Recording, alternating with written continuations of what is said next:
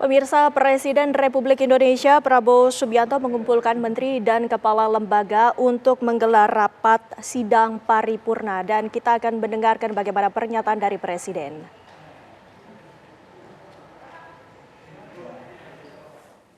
Yang saya hormati Saudara Wakil Presiden, Saudara Gibran Rakabuming Raka, para menteri koordinator, para menteri, para kepala badan, Ketua Dewan Ekonomi Nasional, Jaksa Agung, Kepala BIN, Kapolri, Panglima TNI, dan para penasihat khusus Presiden yang saya hormati. Para wakil menteri, wakil kepala badan, dan para utusan khusus Presiden, seluruh anggota Merah Putih yang saya hormati dan yang saya banggakan. Pertama-tama tentunya sebagai insan yang bertakwa, marilah kita tidak henti-hentinya memanjatkan puji syukur kehadirat Tuhan Maha Besar, Tuhan Maha Kuasa. Bagi umat Islam, Allah Subhanahu wa Ta'ala, kita masih diberi karunia, masih diberi kesehatan, kita dapat berkumpul hari ini untuk melaksanakan sidang kabinet paripurna dari Kabinet Merah Putih, sidang paripurna yang ke-6 dalam 6 bulan pertama masa pemerintahan kita. Baru saja kita melewati tonggak 6 bulan pertama.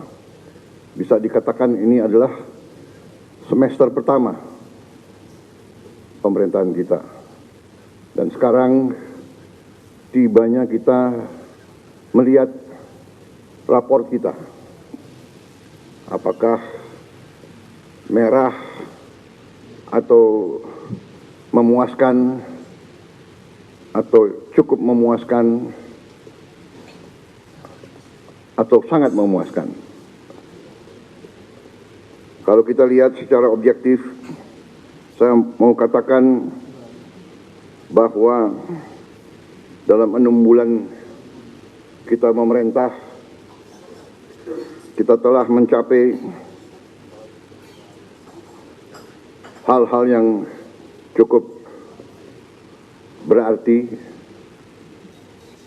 hal-hal yang bersifat fundamental, memperkuat landasan kebangkitan kita sebagai bangsa. Kita telah menghasilkan 28 kebijakan baru. Kebijakan-kebijakan tersebut yang berhubungan langsung dengan hajat hidup rakyat kita.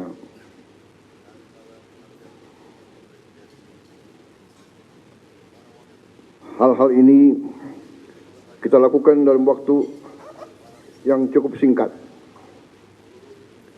yang tidak diperkirakan bahwa kita mampu mencapai itu dalam waktu yang singkat.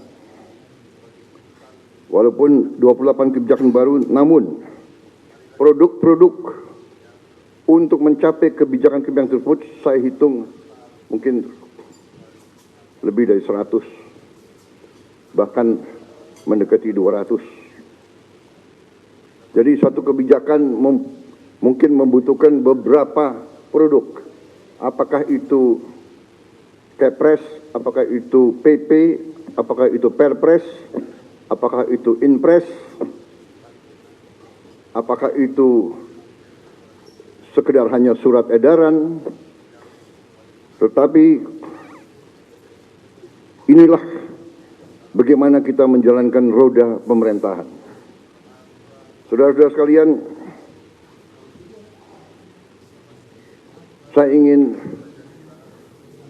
kita secara objektif menilai diri kita. Kalau kita tidak objektif, kita bisa masuk jebakan bahwa kita menganggap diri kita sudah mampu, padahal kita tidak mampu. Kita sudah melihat bahwa arah kebijakan kita benar, padahal tidak benar. Saya ingatkan agar kita sadar bahwa pemerintahan sebuah republik, apalagi republik sebesar kita, republik yang mewadahi dan menaungi 280 juta manusia lebih,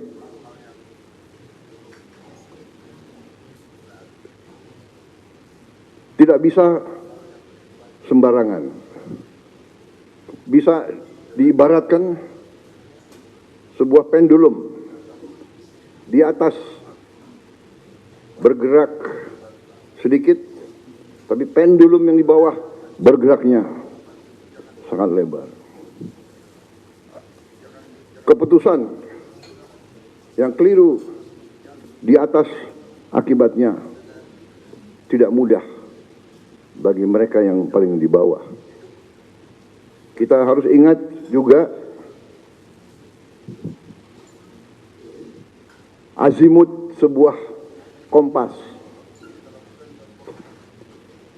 Kita deviasi sedikit di awal, setelah kita berjalan beberapa ribu meter, bahkan kilometer, itu deviasinya sangat besar. Di awal deviasi kita 1 derajat, di ujungnya sudah menyimpang jauh sekali. Saudara-saudara, dalam memerintah, saya ingatkan kepada kita sekalian bahwa sumber kekuasaan kita, sumber wewenang kita adalah Undang-Undang Dasar Negara Republik Indonesia tahun 1945. Kita sering mengucap itu, kita sering menyatakan bahwa Pancasila adalah dasar negara dan kita selalu mengacu pada itu. Tapi marilah kita jujur kepada diri kita sendiri. Apakah kita benar-benar sudah menggunakan Pancasila dan Undang-Undang Dasar 1945 dengan sebenar-benarnya atau tidak? Karena menurut pendapat saya, Undang-Undang Dasar kita, Undang-Undang Dasar 1945, sungguh suatu produk yang luar biasa. Tetapi sebagaimana saya katakan, menurut pendapat saya, elit bangsa telah sadar atau tidak sadar deviasi daripada Undang-Undang Dasar 45.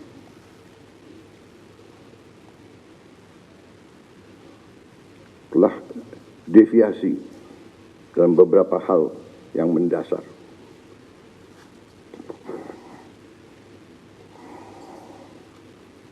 Kalau kita deviasi yang saya katakan, di awal penyimpangannya sedikit, di ujungnya penyimpangannya besar.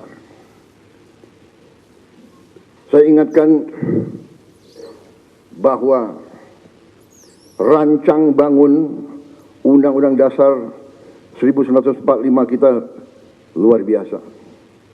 Rancang bangun yang telah dibuat oleh pendiri bangsa kita luar biasa. Kenapa? Karena pendiri-pendiri bangsa kita mengalami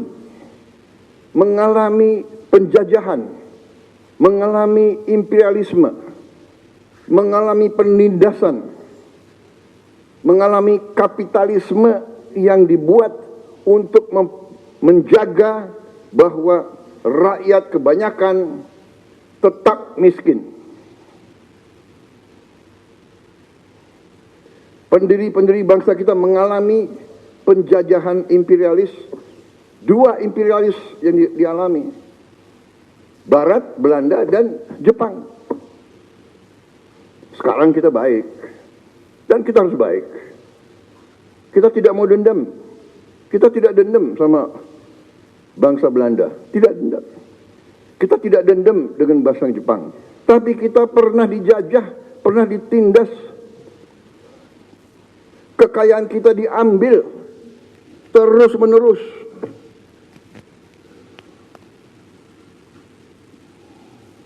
Rakyat yang banyak dipertahankan agar tidak menikmati pendidikan, agar tidak boleh ikut dalam perdagangan.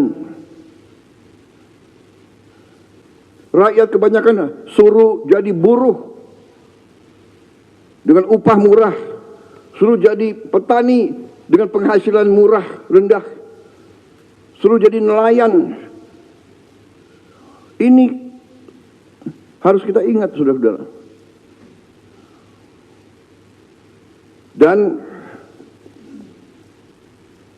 alhamdulillah,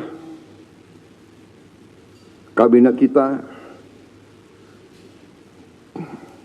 memerintah, dan kita harus berjiwa besar, kita harus objektif. Kita bisa lancar begini, kita bisa bagus begini karena transisi pemerintahan berjalan dengan lancar, dengan baik. Saya dibilang apa itu?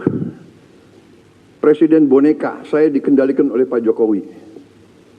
Iya kan? Seolah Pak Jokowi tiap malam telepon saya. Saya katakan itu tidak benar. Bahwa kita konsultasi, ya itu seorang pemimpin yang bijak. Ya kan, konsultasi, minta pendapat, minta saran. Beliau 10 tahun berkuasa. Saya menghadap beliau nggak ada masalah. Saya menghadap Pak SBY tidak ada masalah. Saya menghadap Ibu Mega tidak ada masalah. Kalau bisa menghadap Gus Dur nggak bisa.